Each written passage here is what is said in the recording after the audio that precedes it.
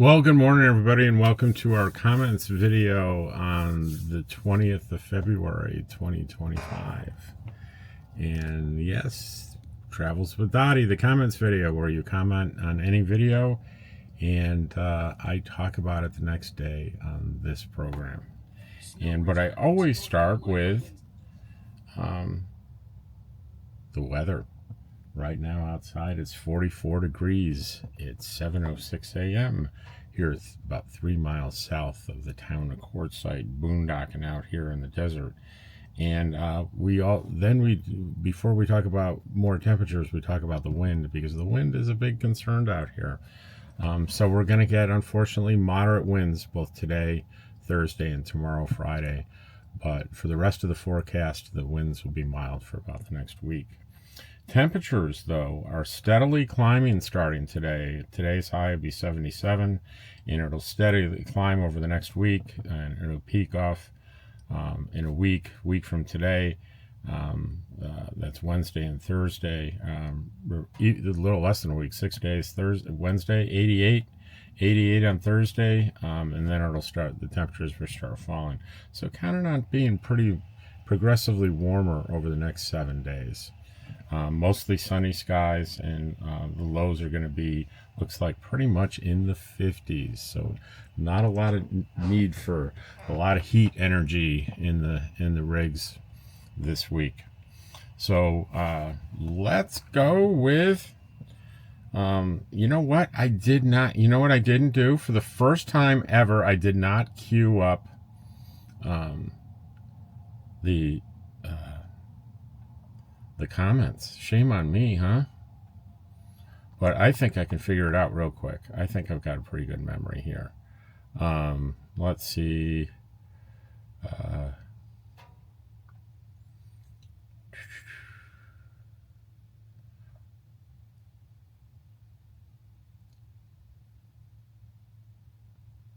All right. I recognize that comment.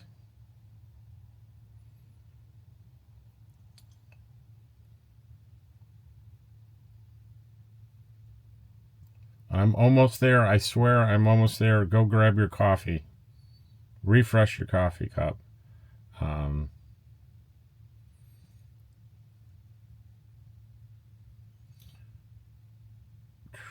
think I just saw the last one.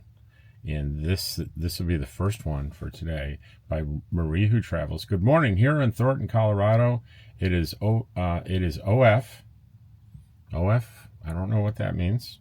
And today's high is 16.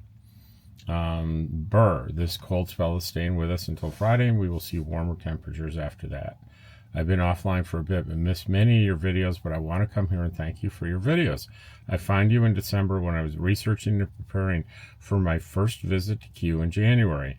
I have to say that after watching many of your videos, many of which take us with you on errand run into town, they've helped me be prepared. I knew where things were, even though I'd never been there. Thanks to you, I knew where to get water, propane, etc. It made my visit a lot easier. Then we have She Saved Her Dad's Life, the positive news video from yesterday about an 11-year-old girl who saved her dad's life with CPR. And Ken Gray says both stories are wonderful. I added my own personal story on that one, where I was involved in a very similar situation back in Idaho years ago. Ken Gray said, for the power requirements, Hobotech recommended enough power that you don't use more than 50% a day in this video this morning. That gives you enough extra to handle low sun days. That's pretty good advice. Raymond Parsons says, morning, Rob, from Bullhead City. I was waiting for the weather today. Hopefully it won't be too windy there. Carmen is saying hi. Is the area you go to in New Mexico safe? I heard that New Mexico overall has a high crime rate. Yeah, there's no state that it's unsafe because the crime rate's high. Crime rates are by municipalities in smaller areas, so you need to do your research on whatever part of New Mexico you want to go to. Do the research on that area that you're going to go to, and generalizing about a state's not going to be helpful for you. Carmen, are there areas for people living in a car? Would it be safer for a 7-year-old old mad lady?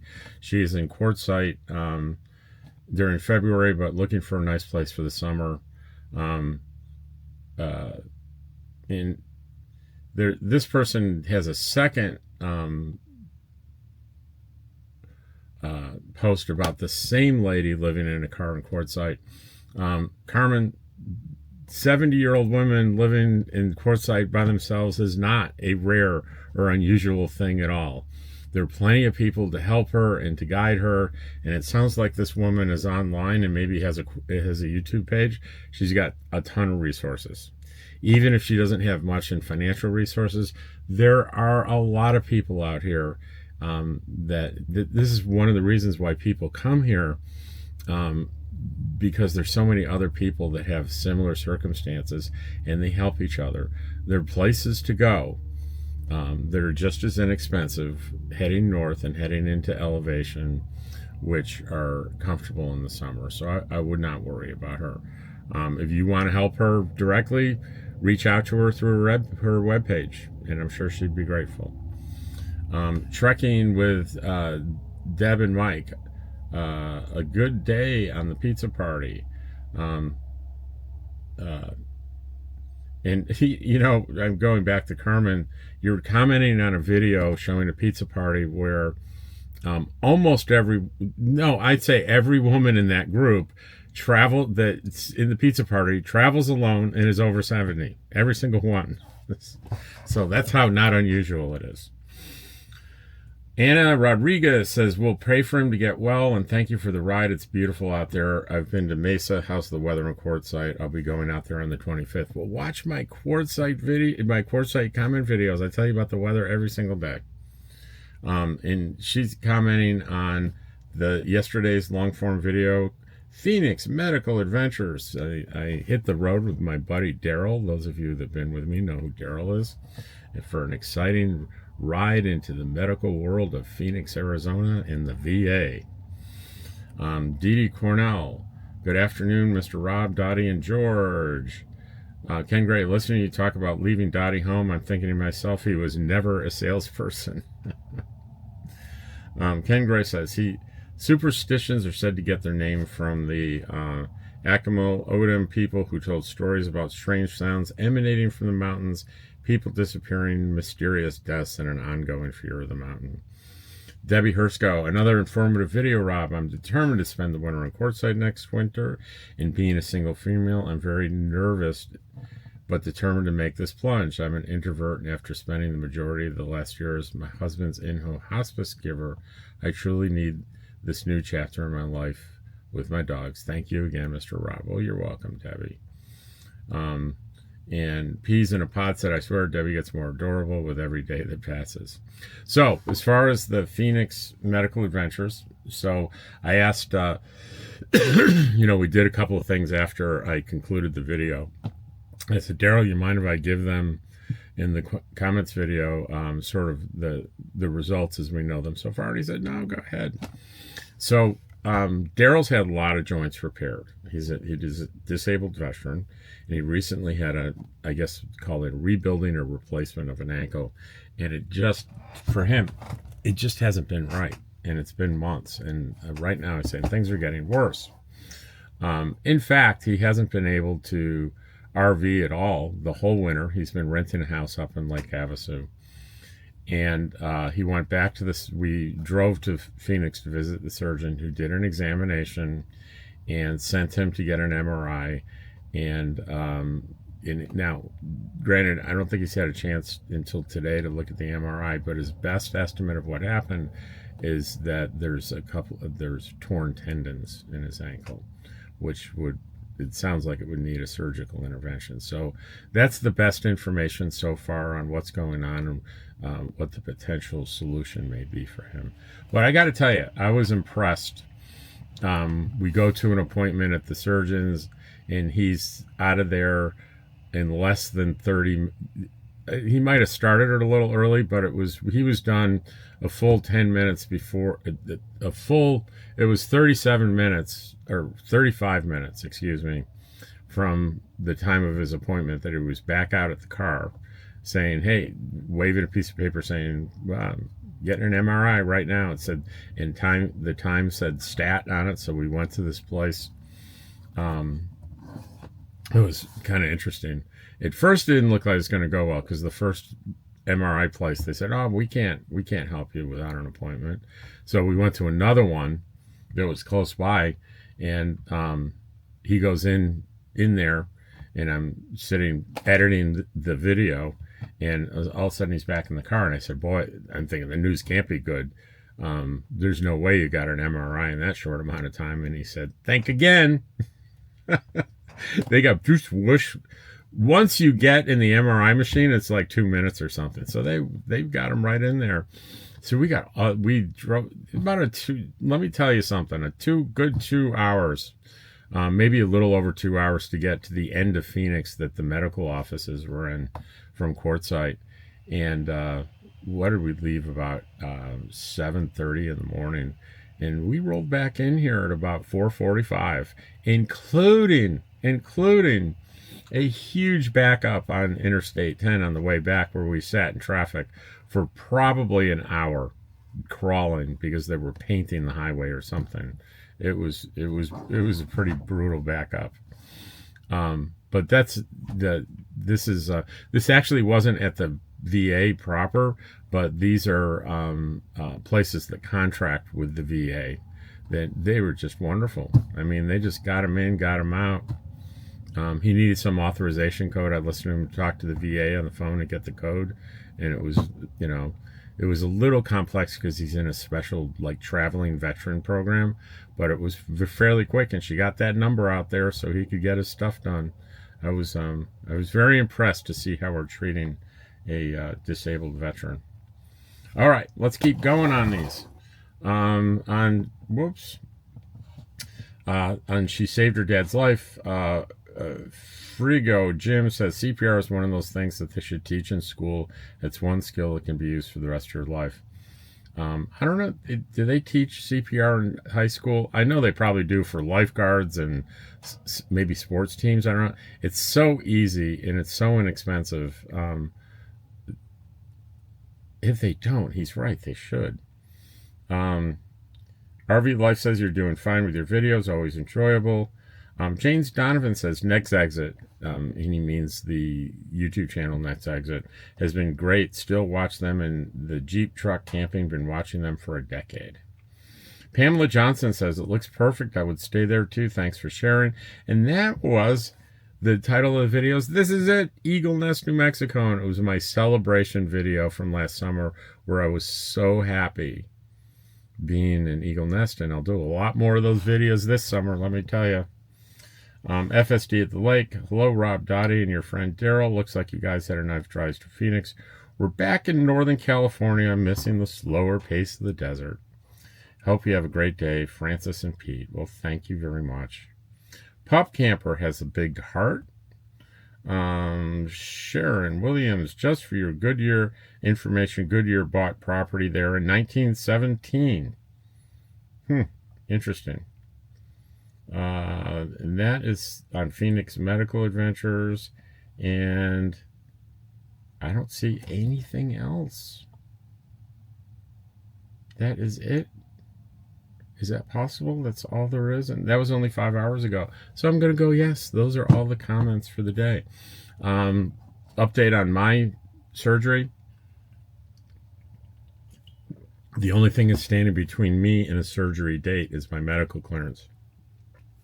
I have the appointment for that on Tuesday. Let me make sure I'm speaking facts. Yes, my appointment is on Tuesday. He'll send me for the labs and the EKG and the chest x-ray Wednesday morning. He probably won't be able to review and send it off until the 27th, which is Thursday. And hopefully maybe by Friday, they'll be able to schedule me. And hopefully they'll be able to hit sometime in March. The only other update is a pretty big one. My brother, Frank, had the identical surgery day before yesterday up in Idaho. So I talked to him at length yesterday, and he told me, I mean, the identical anterior little incision on the front of your thigh, and most the news was good. He's doing very well. I mean, he did say, Rob, it's painful. The pain's no picnic on the first day, and maybe the second day too. You just got to keep moving. You're going to sleep a lot. But he sounded really good. So I've got the privilege of having my big brother go through this probably a month before me, so I'll be able to get a lot of advice. And I'm still wavering about where to do the recovery. Before yesterday, I almost completely decided on an RV resort that's near my doctor's office, where one of my friends would make sure I'm settled in there, then they'd leave, then I'd totally be on my own. And my brother Frank said, I'm not so sure that's a good idea the first few days. So depending on when the surgery is, my friends are still going to be up here in March. Maybe just stay where I am right now until I'm, maybe a week where I'm able to walk Dottie by myself and, be more self-sufficient. Now, granted, I won't be able to pack all my stuff into my truck to leave, but I got plenty of people around that can help me do that. So I'm leaning now towards staying here in the desert, only because I've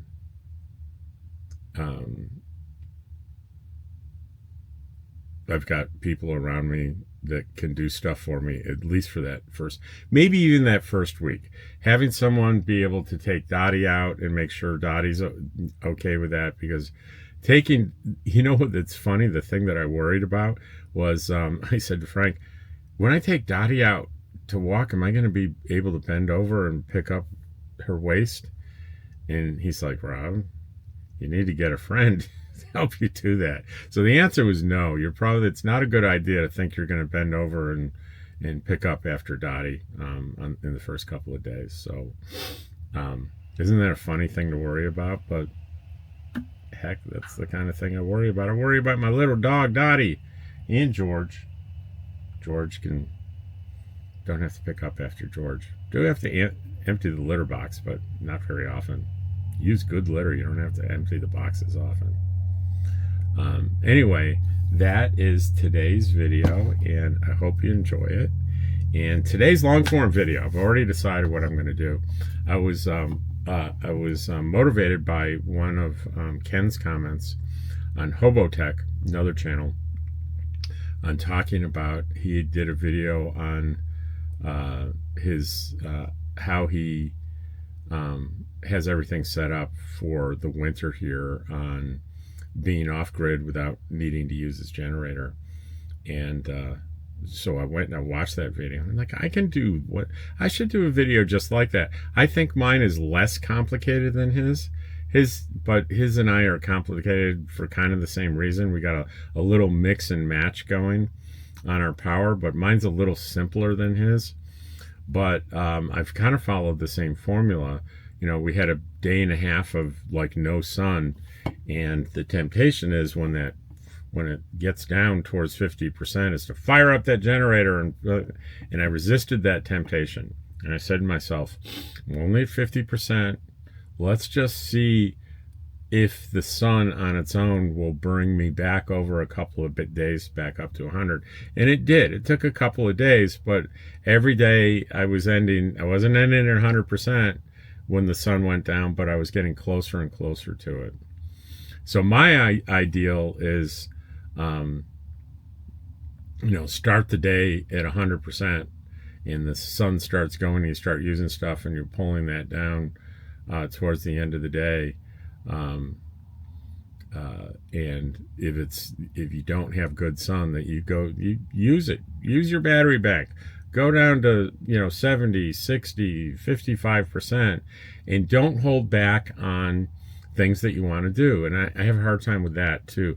It's like, boy, I'd really like to use the air fryer to cook dinner, but it wasn't very sunny today. I don't want to do that. I want to use the electricity is if I'm plugged in. And if I have my system set up correctly, I'll be able to do that and not worry about it. And I've pretty much made it the whole season without running my generator, other than I run my generator when it's time to run the AC. Because the AC is not really factored into, I probably could run my AC on battery for a few hours, but it makes more sense to me to just, fire up the beautiful generator that I have to run the air conditioning. So anyway, the long form video today is going to be, I'm going to show you my whole system, my solar panels I've got flex panels sort of taped with Urbano tape on the roof. And then I've got an array on the ground that are kind of staked to the ground to prevent the wind from blowing them around, that are out there all winter. And I'm just going to show you how I do that. And I think that might be an interesting video for some folks. I will see you tomorrow, or maybe I'll see you later today if you watch the solar video. It could probably be this evening, because I probably won't do it until this afternoon. Take care, and I'll see you all the next time. Thank you.